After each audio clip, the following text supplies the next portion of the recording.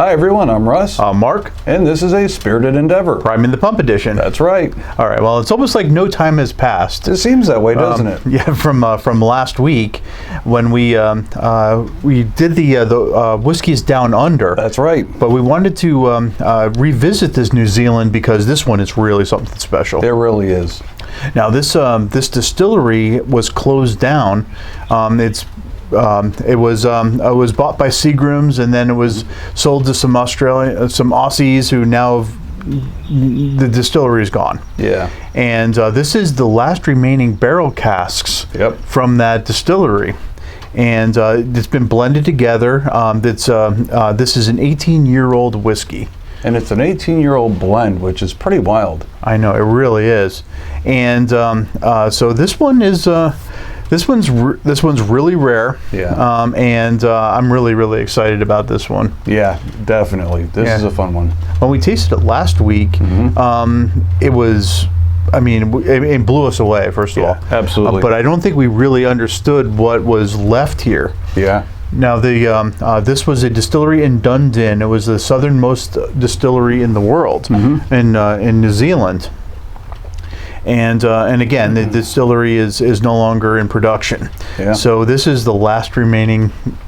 Yeah, these are casks that were just sitting there, and they blended them together, put them into bottles like this, and this is it. This is all you get. And how it ended up in North Georgia, I'll never know, but I'm glad it's here. Yeah, no kidding. So it is beautifully packaged. You know, based on its rarity, I would say that's appropriate. But really beautiful packaging. The bottle itself is gorgeous as well, and a really nice red color to it.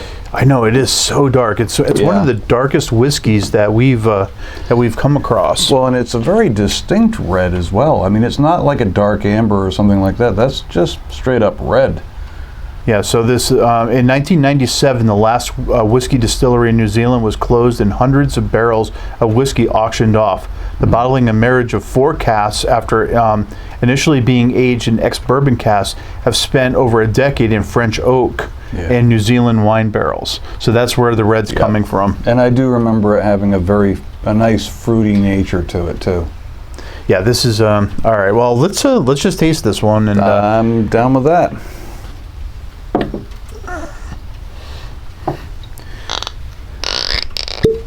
I love that sound. That means Saturday has officially begun.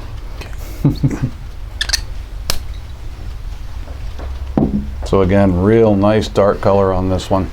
Yeah, absolutely gorgeous. Yeah, and the oils on this thing just go for days. Yeah, beautiful.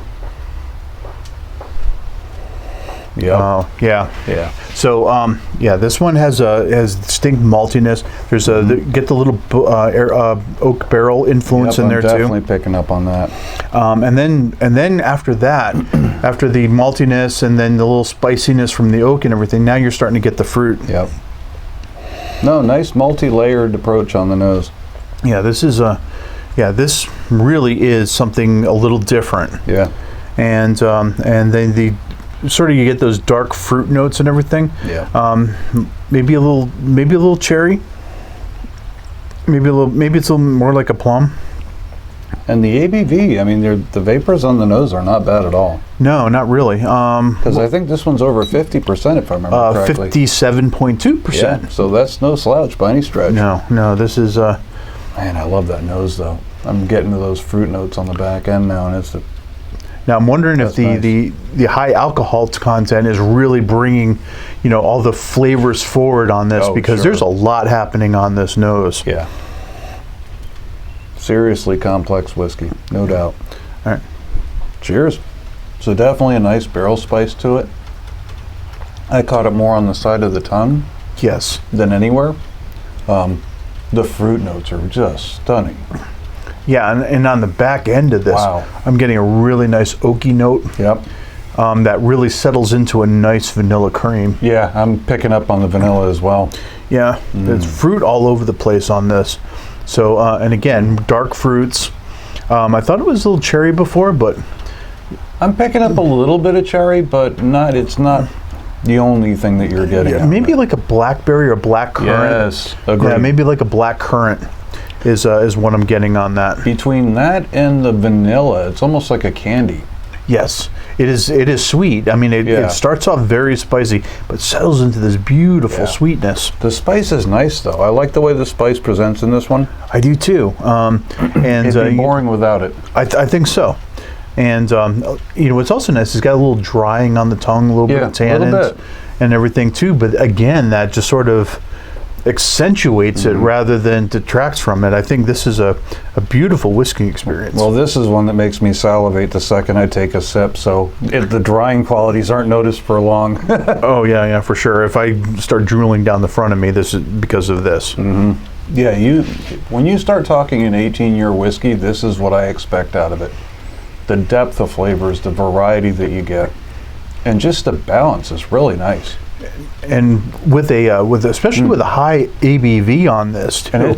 And you could, if I didn't know any better, I'd say this was high 40s maybe. Yeah, I would peg it 50 tops. Yeah. And but I mean, but the flavors it brings to the table, you know, just makes me now think that it was a much higher alcohol content. And that's got they used European oak for part of that too. They did, yes. Wow, because normally I'm not a huge fan of the European oak. I don't generally like what it brings flavor-wise compared to American oak, but this one I'm enjoying that oak that I'm getting. Yeah, and then the finish in the wine casks. Yeah. I mean, that's just that was just brilliant with this whiskey. Yeah, clearly that's where the fruit notes are coming from. There's no doubt. Yeah, this is a delicious whiskey. Now the nice thing is, after you've had a sip or two, you go back to the nose, and the oak is pushed back a little bit. I'm getting a little bit more of the vanilla, a little bit more of the fruit. Yeah, I didn't pick up the vanilla the first time around, but now revisiting it after having tasted it. Now the nose is matching the palate for me. Yeah, and if you open your mouth a little bit, what I found too is if, you know, after having a sip of it, and then open your mouth a little bit, and then kind of breathe in with both, and you really can pick up some interesting flavors in there. And an interesting nose. Yeah, and I get just more and more depth in that. And every time I go back to the nose on this, I'm just picking up something else, whether it's a fruit or whether it's a little vanilla cream. Funny thing is if I inhale and then exhale through the sinuses after taking a sip, I almost start getting like a little hint of apricot to it too, which surprised me. Yeah, I could see that. Using your sinuses as part of the tasting process makes a huge difference, because a lot of times you can pick up things you normally wouldn't. Yeah. And by running it through the sinuses, you're getting some of the alcohol vapors out of the way, which gives you a bit more room to get to the flavors beneath it. But yes, no, like I said, if I think of an 18-year whiskey, this is what I have in mind. Yeah, I think this is. I think this is a spectacular whiskey, and I'm glad we got a bottle of this. Honestly.